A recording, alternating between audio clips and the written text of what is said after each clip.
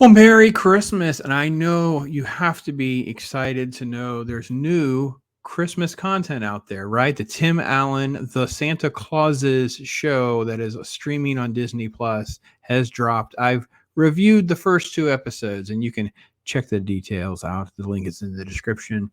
This is about episode 3. We're at the halfway mark already. That's right. There's only 6 episodes in this TV show, this 6-hour Disney Plus movie of Tim Allen's Scott Calvin deciding to retire and leave the North Pole is the premise. And there's a candidate or two.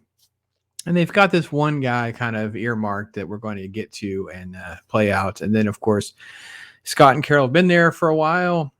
They've raised a couple kids. They're all going to just kind of, take a back seat. They've lost Scott's having problems with his magic, those kinds of things. So that's where we pick up the story. And I normally show a lot. I'll pull Disney Plus up, show you a few things. But you know what? I care about you.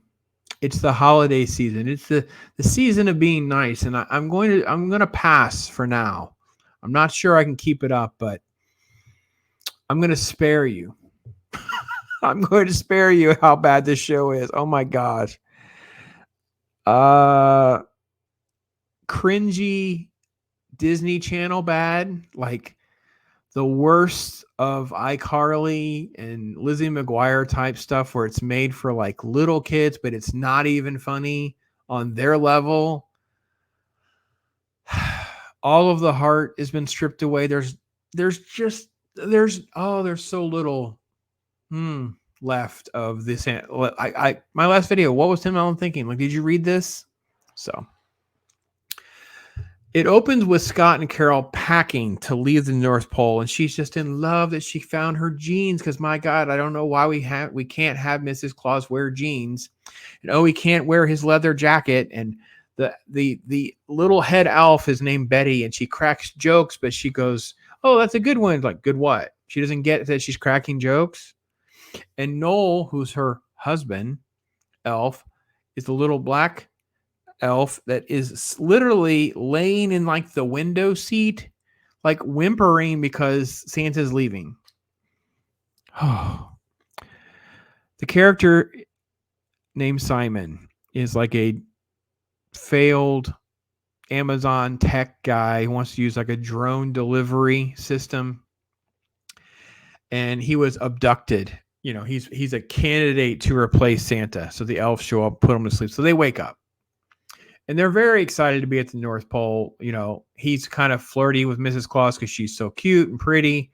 The son is like a role. It's like Simon is a role model for the son because he's like uber nerdy tech guy with the VR glasses and all that. And they're going to do a tour. And then you cut to another elf where Mrs. Claus is interacting. And this elf's name, I kid you not, this elf's name is Crouton. I don't know why Crouton would be an elf's name. They keep doing it. She's one of the few characters that we say their name because I had to have subtitles on, and it was at least 2/3 of the way through before they said Sandra's name. That's the daughter's name. I didn't know her name. I couldn't remember her name. Anyway, Crouton is excruciatingly cringe.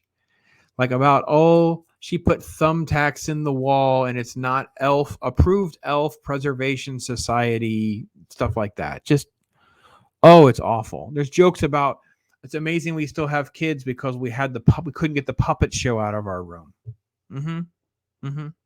The son wants to go back to the real world because is it true there's this thing called the DMV and there's like gridlock traffic and we can meet people, and this is the stuff that's happening. Meanwhile, Santa is interviewing candidates. You know who he's interviewing? He's interviewing Peyton Manning, who's wearing pajamas with number 18 on them. But when he explains how he got there, he was doing the gutter and woke up there with, I guess, 18 on his jammies, and then makes football jokes and about rubbing it in Brady's face. And so instead of doing ho, ho, ho, he does ho, ho, homa, get it? And there's jokes about his big head. I mean, it's just,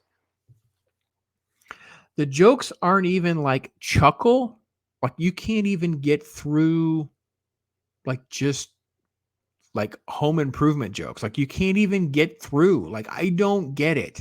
It's so badly made. It is so not funny. It is disturbingly bad.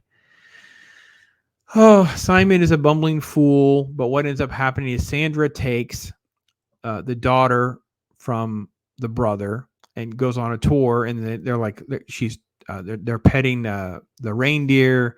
Loves Prancer, gonna miss Prancer. Prancer talks to her, when she goes, oh my gosh, you didn't hear that? Oh my god, I have to go talk to someone, and then just starts to leave the little girl that she's got this tour with. Grace is her name. She's Simon's daughter, and just that's it. I just got to go talk to someone. And you're like, what is happening in this episode? Like, it's just so abruptly done, piecemeal together. They just throw things out there.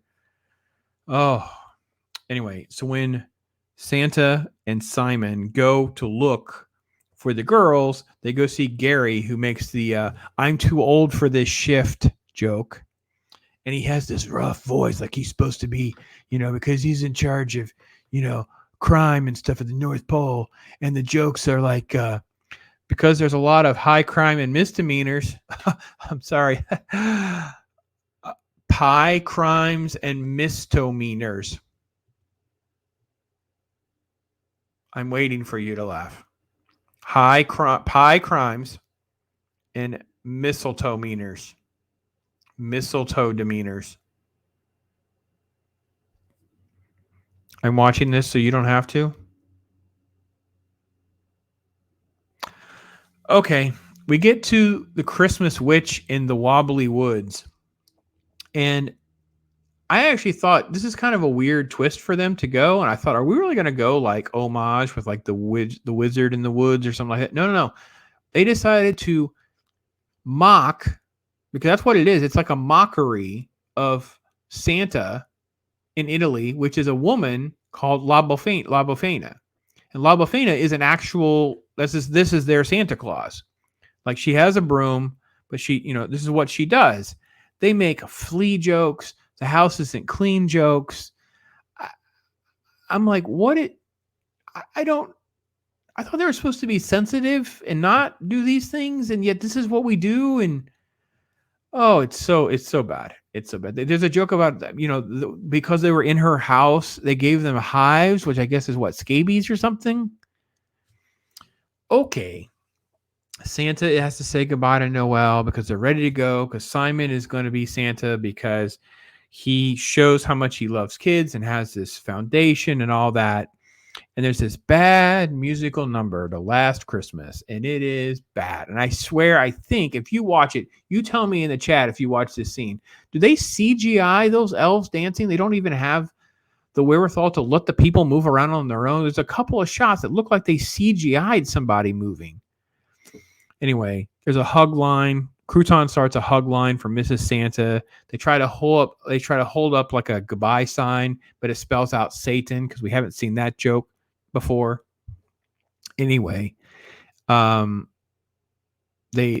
doing all this stuff and they're dancing, and the elf with the magic dust about waking up and not forgetting all that, she just accidentally blips them to their house and they wake up.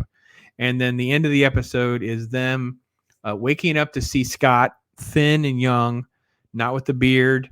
And then it's only 8 degrees outside. So it's like summer.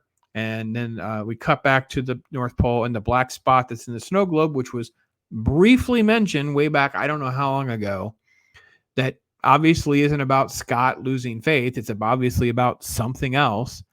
Now that we're halfway through the season, this is, oh my gosh, this show is so unbearable.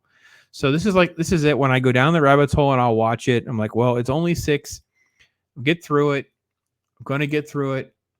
I'm in it to win it, but it is hard, people. Really, really hard. Maybe you love this show, and I would love to hear from you to explain to me why I should like this show. Not love this show. I'm going to tolerate this show, so we'll see. But it's going to make me smile. Bob Ross will make me smile. Bob Ross.